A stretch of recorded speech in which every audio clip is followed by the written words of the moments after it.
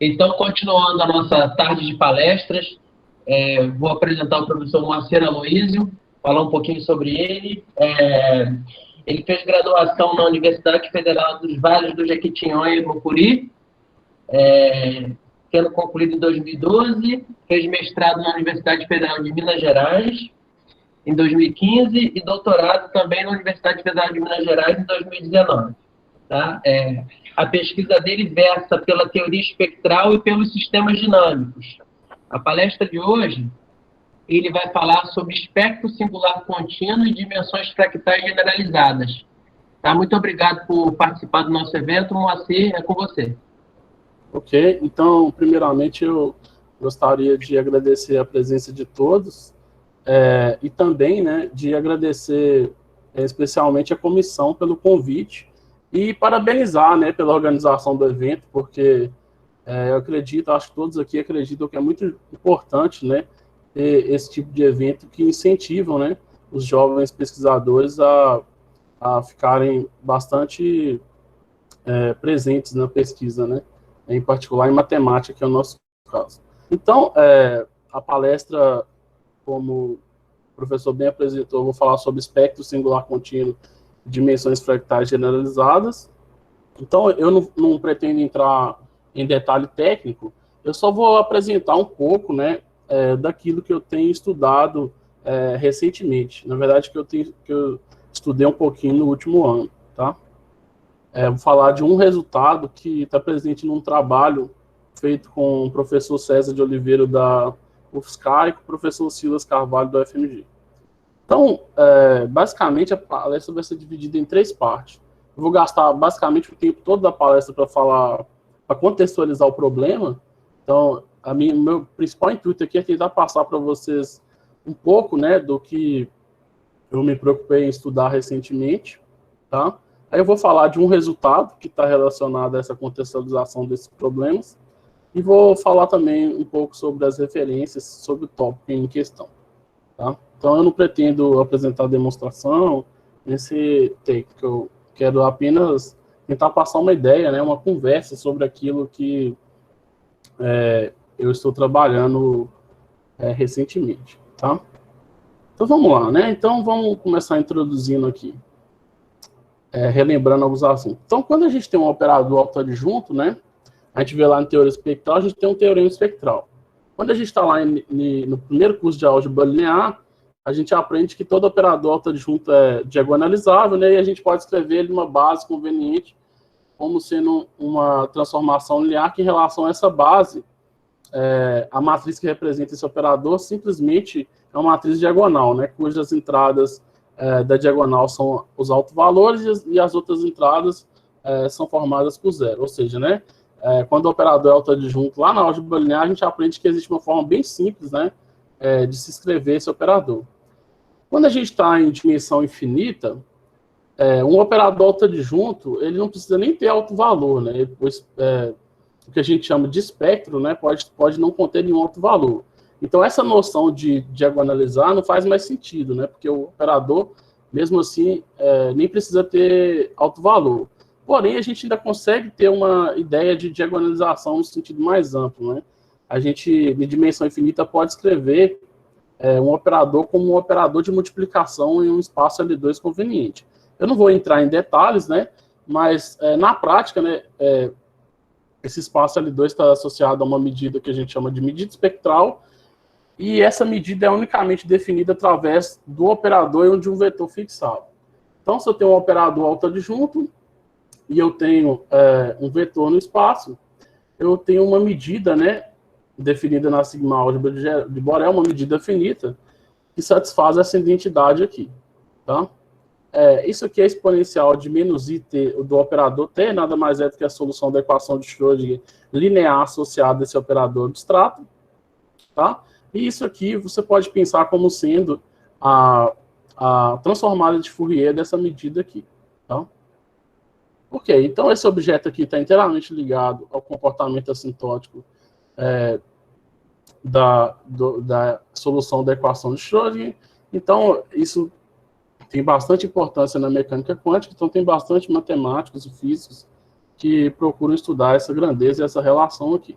Tá? Então vamos lá, né, para que tipo de problema que eu estou interessado. É um problema de teoria espectral. Então vamos lá.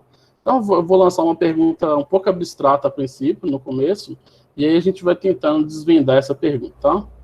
Então a pergunta é a seguinte, olha, que propriedades genéricas dimensionais e espectrais, né, a gente pode dizer sobre essa medida no contexto do teorema Wanderland?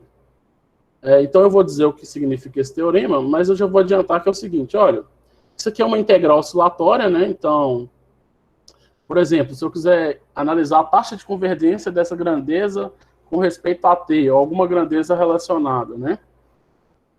Eu vou ter que entender um pouco dessa medida, porque coisas do tipo passar o módulo para dentro não vai funcionar, e etc.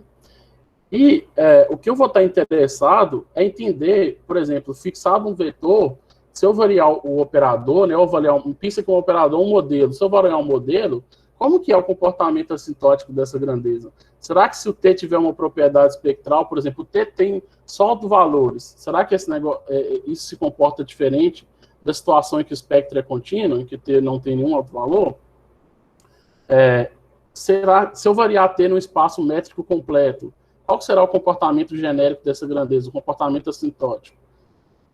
Em geral, né, eu já posso adiantar para vocês que falar sobre essa grandeza diretamente é um pouco complicado, porque isso aqui é uma integral oscilatória. Né? Então, em geral, a gente vai olhar para a média dessa grandeza. E isso vai estar relacionado ao problema espectral que eu estou interessado. Então, vamos prosseguir e aí a gente volta, né, nessa pergunta. Eu vou tentar falar um pouquinho sobre esse teorema aqui, o teorema Wanderland. Então, o Wanderland essa expressão é de Alice no País das Maravilhas, né? Então, seria um teorema das maravilhas, e eu vou explicar por que isso faz um certo sentido na área, tá? Então, vamos pegar essa medida, né, essa medida espectral. Então, lá do curso de medida, a gente sabe que a gente consegue decompor essa medida em 3 partes, né? Uma parte que primeiro a gente pode decompor essa medida numa parte absolutamente contínua com respeito a Lebesgue, singular contínuo e singular, né? Isso é o teorema de decomposição de Lebesgue, né? Essa medida está nas hipóteses do teorema, e a parte singular a gente pode decompor em parte singular contínua e puramente pontual. Tá? E essa decomposição, através dessa decomposição, tá fixado o operador, a gente pode estabelecer uma decomposição no espaço de Hilbert. Ou seja, eu posso decompor o espaço de Hilbert na soma direta desses 3 subespaços, onde esse primeiro espaço é o espaço dos vetores cujas medidas espectrais são absolutamente contidas com respeito a Lebesgue. Esse subespaço é o espaço dos vetores cuja medida espectral são singular contínua com respeito a Lebesgue, e esse é o espaço dos vetores cujas medidas são puramente pontuais, ou seja, só tem átomos. Tá? Então, essa decomposição espectral, ela tem bastante interesse em física matemática, porque, normalmente, se um vetor está no espaço absolutamente contínuo, você tem um certo comportamento dessa grandeza, não exatamente dessa grandeza, mas é uma grandeza similar, que a gente vai ver mais para frente, associada a essa grandeza, bem associada a essa grandeza, né? Se for singular contínua, a gente não sabe muito bem o que acontece, e se for puramente pontual, a gente também sabe dizer alguma coisa, tá? Normalmente, absolutamente contínua está ligada a uma noção, essa grandeza, a gente espera, né, que se comporta, decaia rápido, né, decaia com taxa 1 sobre T, puramente pontual, que não decaia, e singular contínua, pode acontecer de tudo, tá? Então, existem vários problemas em teoria espectral que está relacionado a essa decomposição. Então, por exemplo, fixa um operador de Schrödinger, um operador concreto. Mais para frente a gente vai relembrar o que é um operador de Schrödinger. Mas fixa um operador, né, autoadjunto. O que você pode dizer sobre o espectro? Será que ele só tem componente absolutamente contínua? Ou seja, esses 2 subespaços são triviais? Será que é só puramente pontual? Será que é só singular contínua? E aí tem várias sub-áreas de teoria espectral que analisam esse tipo de problema para classes variadas de problemas, de operadores, tá? Na década de 80, o pessoal acreditava, né, que a maioria dos operadores não tinha a parte singular contínua. Então, era um problema clássico de teoria espectral você pegar um operador fixado e tentar mostrar que a parte singular contínua, que esse subespaço aqui era trivial, tá? E não se conhecia muitos exemplos, né, e nem interpretações físicas de operadores cujas medidas espectrais são singular contínua, ou seja, são medidas que são contínuas, né, ou seja, a medida de todo ponto é zero, mas ela é singular com respeito ao Lebesgue, ou seja, ela é suportada num conjunto em que tem medida de Lebesgue zero. Então, na década de 80 e bem no início da década de 90, ainda não se sabia muitos exemplos, e dado um operador, em geral, o pessoal procurava mostrar que esse subespaço aqui era trivial. E aí, na década de... em 1995, seguindo aquela ideia do que o genérico é esperado, em que sentido que eu estou dizendo, né? Por exemplo, a gente sabe que é difícil, não é tão trivial, né, dar exemplo de funções que são contínuas e não têm derivadas em ponto algum, né? É muito mais simples você dar exemplo de uma função que é sem infinito. Mas a gente sabe, né, lá do curso de espaços métricos, que do ponto de vista topológico, o que é genérico são essas funções, né? As funções que são contínuas e não têm derivadas em ponto algum. Então, seguindo esse modelo, né, o Barry Simon, em 95, provou um teorema, né, que causou um certo espanto na comunidade, né? O pessoal achou bem interessante, e escreveu um artigo em que ele dava muitos exemplos de operadores com espécie singular contínua. E esse foi conhecido como o Teorema Wonderland. Então, esse teorema diz o seguinte, olha, considera um espaço com a topologia forte, um espaço métrico completo, de operadores autoadjuntos. Suponha que o conjunto de operadores com espectro que só tem componente puramente pontual é denso, e que o conjunto de operadores com espectro singular contínuo também é denso. Então, consequência, o conjunto de operadores com espectro singular contínuo, puramente singular contínuo, é residual, é genérico. Então, se você tem densidade de espectro puramente pontual e densidade de espectro singular contínuo, consequência, você tem densidade de espectro, você tem genericidade de espectro singular contínuo. Então, existem várias classes de operadores que satisfazem as hipóteses desse teorema, e o nome, né, de Wonderland, né, porque é o seguinte, observa que na hipótese não fala nada sobre singular contínuo, né? Você tem falando algo sobre espectro puramente pontual, que a princípio está bem longe de singular contínuo, absolutamente contínuo, que também então a hipótese termina aqui, e a consequência é que singular contínuo é genérico. Então, por isso que esse teorema foi conhecido como o Teorema Wonderland.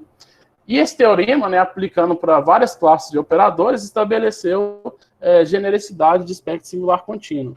Então, com isso, né, a partir disso, vários pesquisadores se interessaram por problemas desse tipo, mostrar que em determinadas classes espectro singular contínuo é genérico. Depois se percebeu que essas hipóteses de densidade de espectro puramente pontual e absolutamente contínuos são muito fortes, né? Na verdade, não precisa dessas hipóteses para mostrar em certas classes específicas que esse fenômeno acontece, e a partir disso surgiram bastante coisa em matemática, né? Especificamente em teoria espectral. Tá, então, até agora, né, eu falei que o que eu tenho interessado em estudar recentemente, né, é comportamento genérico, né, da medida espectral no contexto do Teorema Wonderland. Então, eu já apresentei para vocês o Teorema Wonderland. Agora, eu vou falar sobre um objeto para tentar ser mais preciso sobre a pergunta inicial. Então, antes de voltar na pergunta inicial, eu vou apresentar o principal objeto que eu tenho trabalhado recentemente, que são as dimensões fractais generalizadas. Então, dado uma medida de Borel finita positiva, a gente pode definir as dimensões dessa medida como sendo a dimensão inferior como sendo esse lim_inf, que é o Ln dessa integral dividido por isso aqui, e a dimensão superior como sendo o lim_sup. Tá? Em termos práticos, né, tirar esse Ln, tomar lim_inf e o lim_sup, só estou falando que eu estou querendo avaliar o comportamento polinomial com respeito a epsilon dessa grandeza aqui, que é o que a gente chama de integral de transporte.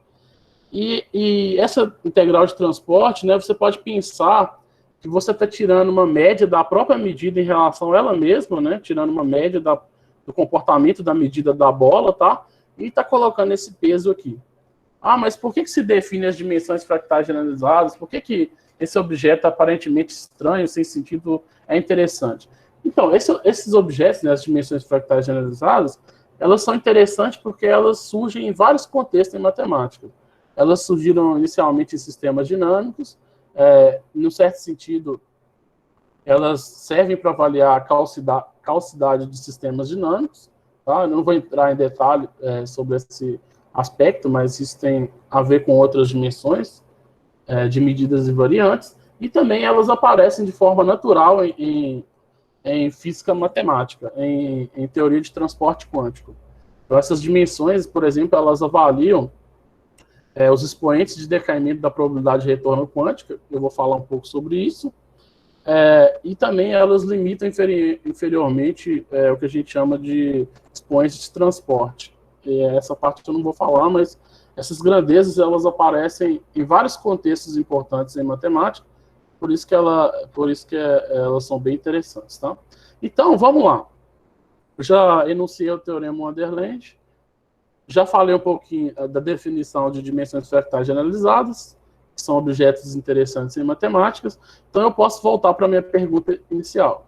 Qual que é a pergunta que a gente tinha? Olha, a pergunta é a seguinte: quais são as propriedades genéricas dimensionais da medida espectral, né, de um operador no contexto do Wonderland Theorem? Então, sendo bem específico, qual tipo de teorema que eu estou interessado em provar, né? O tipo de teorema que eu estou interessado em provar inicialmente, tentar refinar o teorema do Simon. Em que sentido? Olha, o Simon fala que T, T dado um espaço métrico sobre essas hipóteses, o conjunto de operadores com espectro singular contínuo é genérico. Será que dá para mim acrescentar uma informação adicional? Em que sentido? Por exemplo, se eu fixar um vetor, eu vou ter várias medidas, e se eu variar o operador, qual será o comportamento genérico, por exemplo, das dimensões fractais generalizadas? Então, se eu fixar um vetor e variar o operador, será que genericamente essas dimensões são 0, são 1, tem valores diferentes? Será que... E quais são as consequências, quais são as aplicações disso?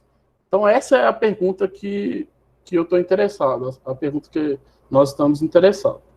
Tá? Então, relacionado a essa pergunta, em 2015 e 2016, o Silas Carvalho, da UFMG, e o César Rogério, da UFSCar, nesses dois trabalhos aqui, eles provaram, né, que genericamente a D2, né, são as famosas dimensões de correlação, assume valores extremos, né? Essas dimensões elas estão entre 0 e 1, e eles provaram que genericamente, né, se você fixar um vetor no espaço de Hilbert não nulo, e sobre certas hipóteses, por exemplo, sobre as hipóteses do teorema Wonderland, genericamente a dimensão inferior é 0 e a dimensão superior é 1. Então eles obtiveram nesse trabalho, né, esse resultado. E aí eu vou explicar por que no contexto da física matemática, né, é bem natural, né, de se procurar demonstrar esse resultado para Q igual a 2. Né? Alguém pode perguntar, e o que acontece para... É extremamente natural você perguntar, né? O que acontece para Q diferente de 2? Então, inicialmente, né, eles fizeram para Q igual a 2, e é bem natural, porque as dimensões de correlação, elas avaliam, elas são, na verdade, os expoentes de decaimento, né, da probabilidade de retorno quântico, que é esse objeto aqui. Exatamente tomando o módulo ao quadrado, né, e depois tirando uma média daquele objeto que eu defini inicialmente. Então, se vocês forem ver, né, você mostrando em que a dimensão inferior genericamente é 0 e a dimensão superior genericamente é 1, através dessa identidade aqui, você consegue dizer alguma coisa bem interessante, né, sobre o sistema físico. Então, imagina que você está com uma série de modelos de operadores de Schrödinger, e aí você está mostrando que genericamente você tem valores extremais de dimensão, né? A dimensão superior é 1 e a dimensão inferior é 0. Então, se você fazer uma continha bem simples aqui, né, para você observar bem, você está falando que, para uma sequência de tempo, essa grandeza aqui, que a gente chama de probabilidade de retorno quântica, vai a 0 a uma taxa a mais rápida possível, que é 1 sobre t elevado a k, para ser mais formal, 1 menos delta, por exemplo, tá? Então, a taxa aqui é quase 1 sobre t, para uma sequência de tempo, e para outra sequência de tempo, isso vai a 0 muito lento. Então, você tem esse comportamento, né? O comportamento assintótico dessa grandeza é uma coisa que vai depender do tempo. Vai depender de sequências temporais, né? E isso é bastante interessante, porque a interpretação física é nada trivial, né? É um fenômeno assim. Se eu só sair aqui, você pode pensar assim, né? Então, imagina que você está com o modelo lá, você está com o seu operador de Schrödinger, né? E aí você está com a equação de Schrödinger, né? Equação de Schrödinger linear, né? Você tem o dado inicial 0, tá? E aí a gente sabe bem que a solução da equação de Schrödinger é dado pela evolução desse grupo unitário aplicado nesse vetor, né? E aí o que a gente está interessado é em saber o comportamento dessa grandeza aqui, que a gente chama média do tempo da probabilidade de retorno quântico, tá? E aí o que eu estou falando para vocês, né, que o César Rogério e o Silas provaram, é que é o seguinte, genericamente a dimensão superior é 1 e a dimensão inferior é 0, tá? Então, para uma sequência de tempo, essa grandeza vai a 0 com uma taxa muito rápida, ou seja, uma coisa da ordem de 1 sobre t elevado a k, tá? 1 menos delta para delta fixado, e para outra sequência de tempo isso vai a 0 muito lento, sei lá, uma sequência TJ de tempo indo para infinito. Então, qual que é o tipo de interpretação física que você pode ter de modelos que satisfazem esse tipo? Então, genericamente, quando eu fixar o dado inicial e variar o potencial, né, estou variando aqui um potencial, por exemplo, em L infinito, você vai ter esse comportamento dessa grandeza. E fisicamente, o que está acontecendo? Está acontecendo o seguinte, ó. Imagina que você está começando um dado inicial lá no 0, né, em L2, da reta, por exemplo. Tá? Então, vamos pensar que você está começando com uma função cuja área está localizada. Então, essa aqui é uma função cuja norma é 1. Tá? Então, pensa que fisicamente, imagina que isso aqui modela uma partícula se movimentando, uma partícula quântica, se movimentando nesse eixo, ou seja, uma partícula unidimensional. E aí pensa que a probabilidade dela estar nesse intervalo aqui é justamente essa área aqui.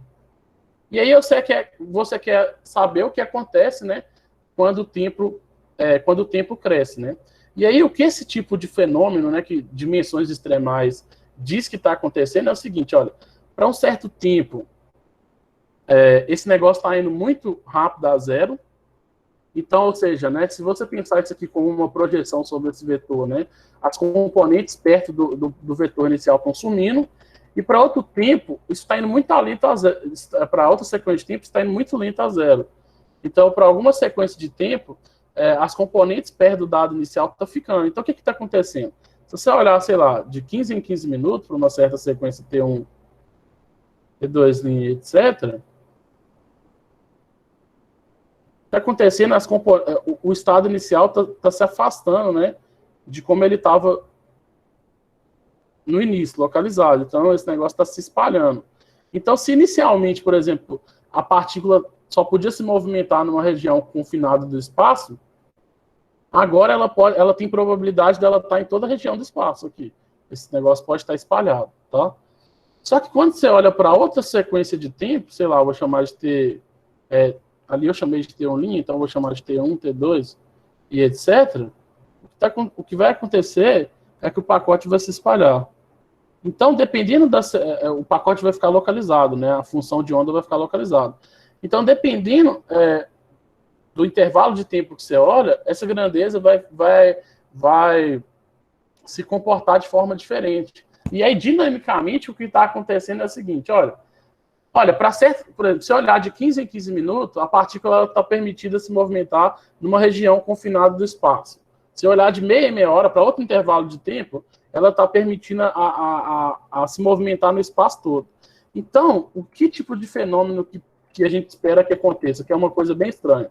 Olha, a partícula ela está aqui na origem, aí depois ela vai um pouquinho longe, né, porque ela tem liberdade para se movimentar no espaço todo, mas quando você olha para outra sequência de tempo, ela está localizada. Então ela volta perto da origem de novo. Depois ela vai um pouquinho mais longe, aí depois ela volta para a origem de novo. E depois ela vai fazendo esse fenômeno, né? Ela vai mais longe e ela volta para a origem de novo. De forma que se você somar o tempo que ela fica perto da origem, isso dá infinito. Mas se você tomar a média do tempo que ela fica aqui, é zero. Então é um fenômeno físico bem estranho e um pouco surpreendente, eu acho, né? Esse comportamento extremais, né, dessas taxas de convergência, tá? Dessa integral oscilatória, tá? Como a gente viu, isso aqui é a transformada de Fourier da medida espectral. Você pode pensar nisso aqui como sendo uma integral oscilatória. Ok, então vamos voltar. Deixa eu ver como é que eu estou de tempo. Então vamos voltar. Vamos voltar, né? Vamos voltar aqui. Então, após o trabalho do Silas e do César, surgiu algumas perguntas, né? Olha, primeiro, eles provaram isso num contexto genérico. E é algo que a gente chama de soft análise, né? Análise massiva em que sentido, né? Você prova que um conjunto extremal é genérico, prova que o outro é genérico, o D mais e o D menos é denso, quer dizer, e como esses conjuntos são G-deltas, você toma interseção e aí você tem generalicidade. E aí, combinando com o trabalho do Simon, você vai ter, né, que genericamente o D mais, o D menos é 0, o D mais 2 é 1, e genericamente o espectro em singular contínuo, por exemplo, nas hipóteses do teorema de Simon, tá?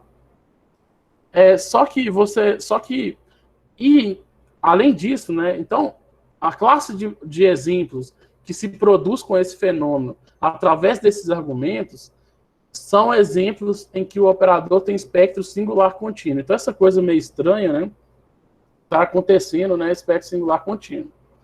E aí, uma coisa que a gente não sabia, né, uma pergunta que a gente se fez, é se esse tipo de fenômeno, né, a gente não conhecia exemplos, poderia acontecer quando o operador tem espectro absolutamente contínuo. Tá, e outra pergunta extremamente natural é se você consegue estender esse resultado para todos os valores de Q.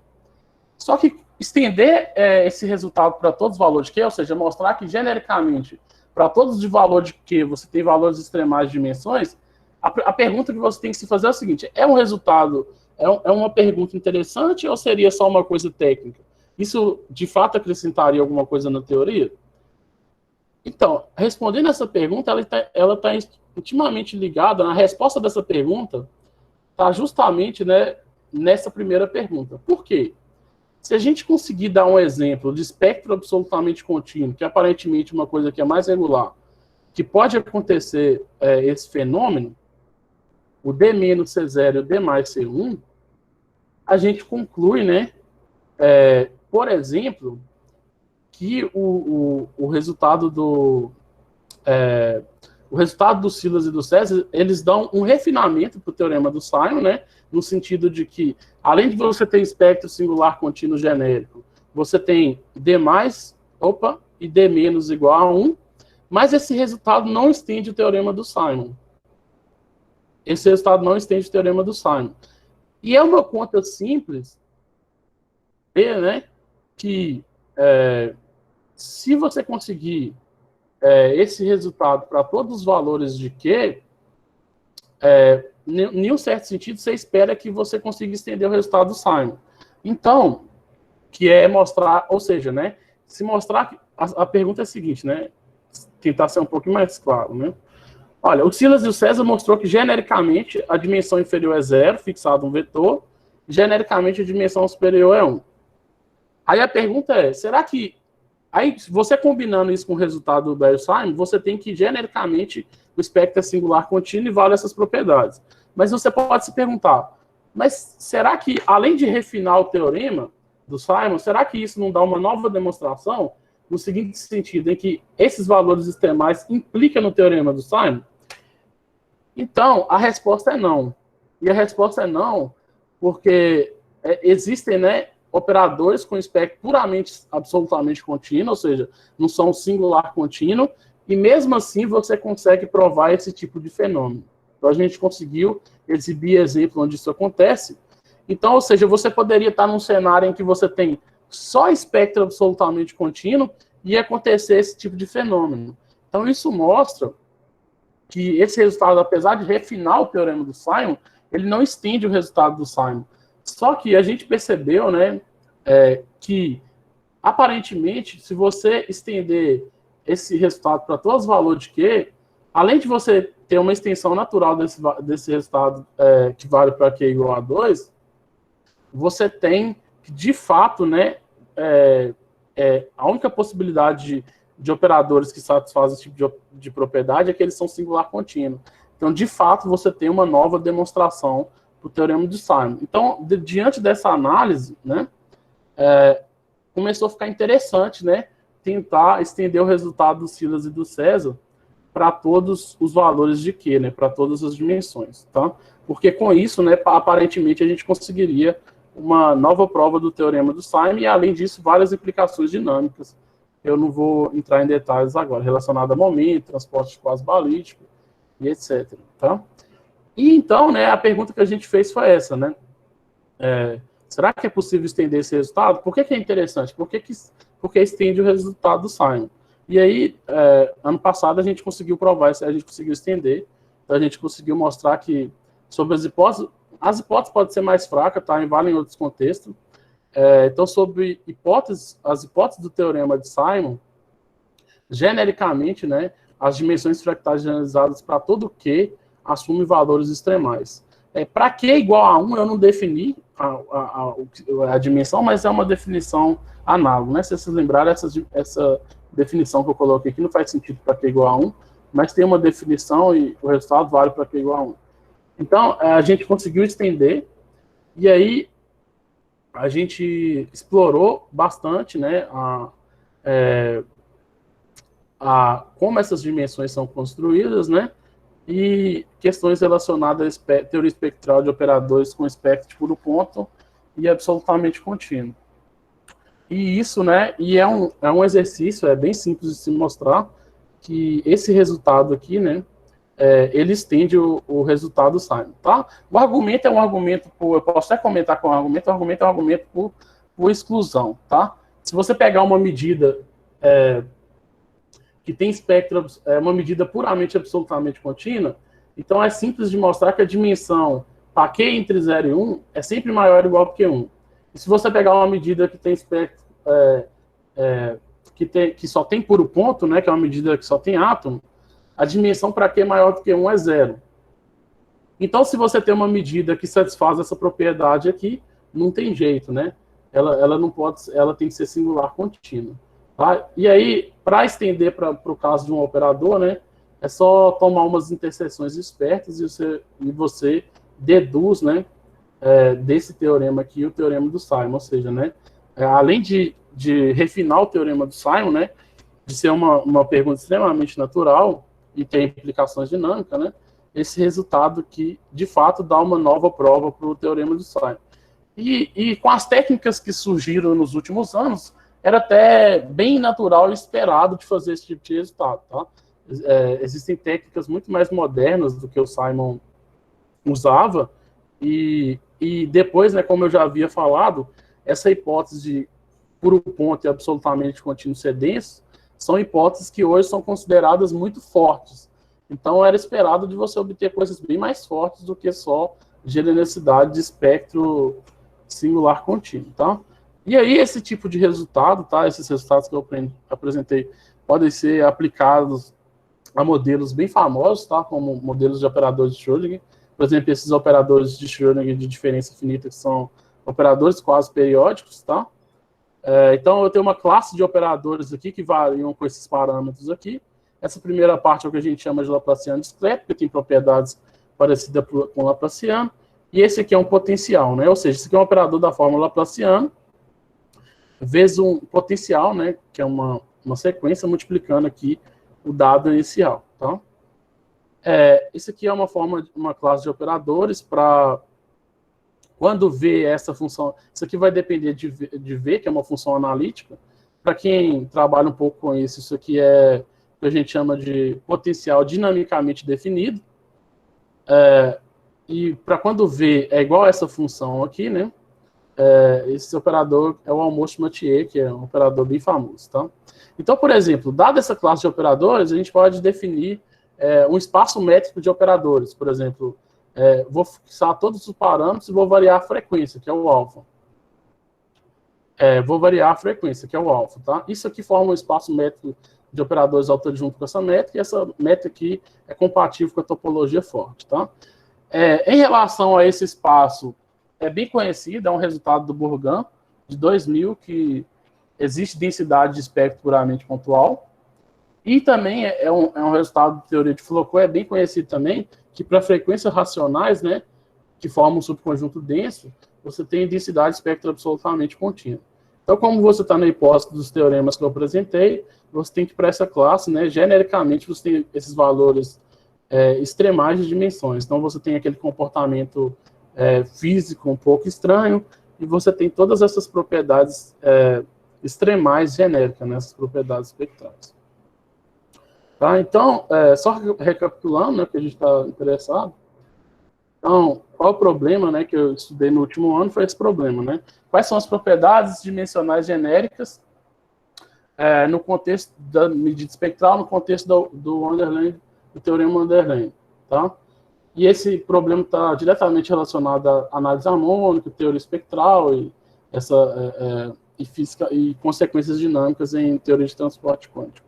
E aí o que exatamente a gente queria fazer era, olha, você tem que genericamente o espectro singular contínuo.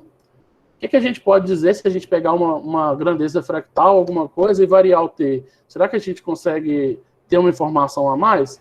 E aí, além de ter uma informação a mais, a gente conseguiu dar uma nova prova para esse teorema do Simon. Tá? Esse resultado. Então, eu não vou entrar em detalhe técnico, como que é a demonstração das coisas, mas acho que era isso que eu queria falar. Eu peço desculpa porque eu acho que talvez eu passei um pouco do tempo. Tá? Aqui são as referências, tá? Caso alguém queira, pode me passar.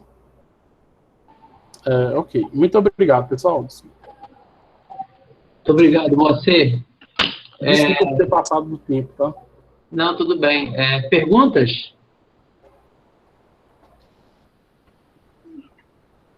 Alguém tem? Posso perguntar? Pode, claro. Bom, eu gostei da aplicação do transporte quântico. Eu entendi aí que tem um comportamento assintótico, né? Aquela localização da energia, porque aquela probabilidade que você interpreta aí, que tem vezes que se localiza na parte central e depois novamente ela se dispersa por toda a região R.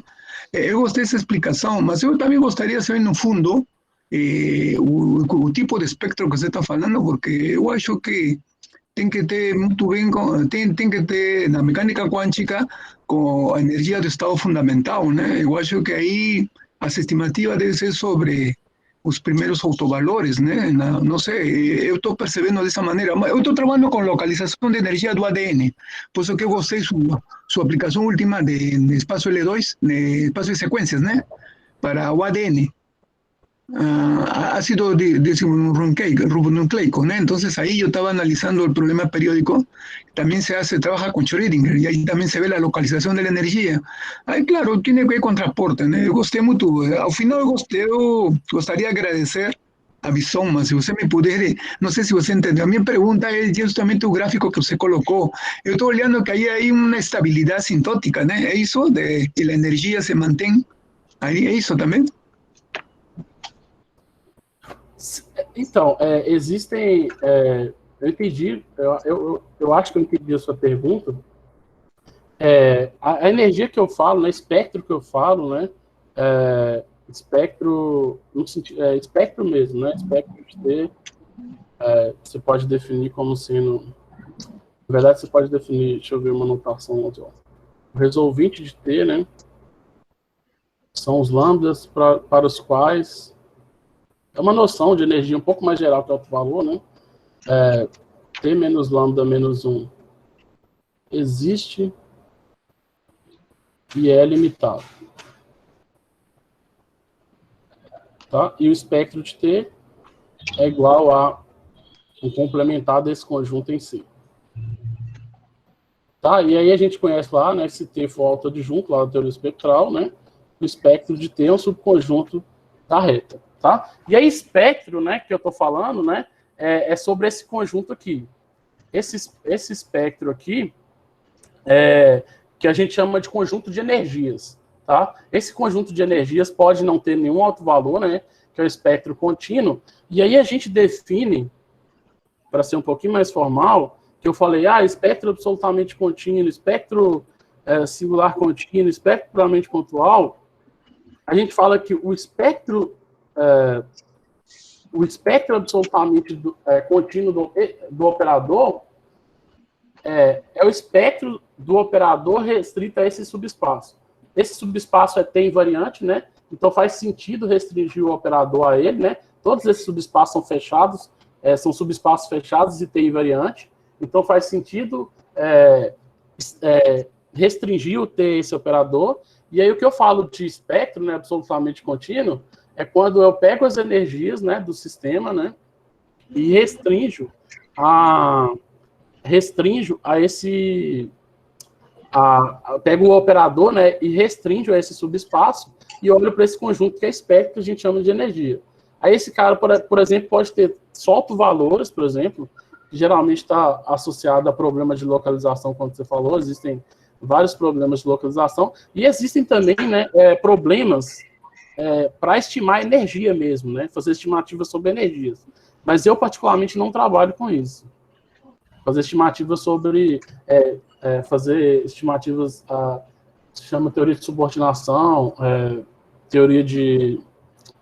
Como chama? Olhar para a função de Green, essas coisas assim. Então, o espectro fala nesse sentido, né? É pegar o operador, restringir ao subespaço, por exemplo, puramente pontual, absolutamente contínuo, etc., e olhar para o espectro associado a esse operador. Isso é o que a gente chama de, por exemplo, espectro absolutamente singular contínuo, e pode fazer outras decomposições, né? A gente fez decomposição em relação a Lebesgue, mas, por exemplo, poderia ser decomposição com respeito à medida de Hausdorff. Tá? E aí, através de operadores que estão, de dados iniciais, que estão nesses subespaços, que estão associados a esses conjuntos de energia, a gente diz alguma coisa como o espalhamento dessa função. É isso que a gente tenta fazer. Não sei se eu respondi. Bom, só uma coisa final. Se você está falando que ali você fala de um transporte quântico, em transporte quântico, necessariamente você tem que trabalhar com seu estado fundamental, né? E aí também eu acho que tem que fazer uso da física estatística, para poder fazer uma estimativa das soluções, né? Usando o teorema do valor médio, né? A média da estatística, né? Porque aí eu acho que o trabalho, né? Não sei, eu hago uma conjectura, né? Você tem estimativas de como que é a onda, como que a onda, né? Como que a flutuação da onda, né? Se a onda diminui em amplitude ou não diminui, usando justamente as autofunções, né? Usando a física estatística, se você fez transporte quântico, né? Sim. Então, eu não entendo. Os meus colaboradores são formados em física, né? Então, essa parte de interpretações, eles são mais especialistas, mas a noção de transporte quântico que a gente tem aqui, que eu tenho aqui, né? Que é bem, vamos dizer assim, rasa, né? É só essa, né? De avaliar se essa função está se espalhando, né? Se você tem coisas perto do dado inicial ou não. E aí a gente olha para essa grandeza aqui e olha também para uma grandeza que a gente chama de expoentes de transporte. Por isso mesmo, se você vai fazer um transporte de umas quantidades, você vai ter que recuperar ela, né? Você tem que recuperar, senão não tem transporte, né? Suponha que passou um tempo, você vai ter que recuperar. aquela massa que você transportou, por exemplo, né, vai volver a recuperar, ou se aquela onda se transportou, nesse caso, onda vibracional, então você vai ter que localizar a mesma em um certo tempo, para ver que realmente teve transporte quântico, não é isso? Sim, sim, sim. Bom, Então tá bom. agradeço. Obrigado, Moacir. Obrigado pela pergunta. Obrigado por ter participado do nosso evento, tá bom? Tá joia, muito obrigado. E eu peço desculpa pelo atraso no tempo, tá? Tranquilo, tá?